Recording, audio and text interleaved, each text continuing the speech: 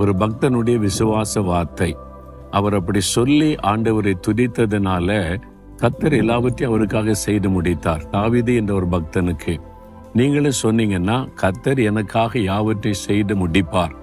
ஏதோ ஒரு காரியம் முடியாமே இருக்குது. உங்க வீட்டு காரியம், பிள்ளைகளுடைய படிப்பின் காரியம், பிள்ளைகளுடைய திருமண காரியம், உங்களுடைய ஊழிய காரியம், ஏதோ ஒரு வீடு கட்டுகிற காரியம், ஒரு கடன் பிரச்சனை, மாற வேண்டிய காரியம், ஏதோ ஒரு காரியம் அரைகுறையா நிக்குது, முடிய மாட்டேங்குது, திணறி கொண்டிருக்கிறீங்க.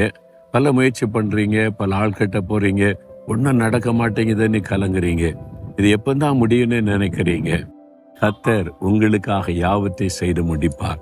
ஒரு வாக்கு கொடுக்கிறார். நீங்களும் விசுவாசத்தோட சொல்லுங்க, கர்த்தர் எனக்காக யாவை செய்து முடிப்பார். நீங்க விசுவாசித்தீங்கன்னா உங்க குடும்பத்துல, உங்களுடைய வாழ்க்கையில முடியாமல் நிற்கிற ஒவ்வொரு காரியத்தை தேவன் முடித்து தருவதை நீங்கள் பார்ப்பீங்க.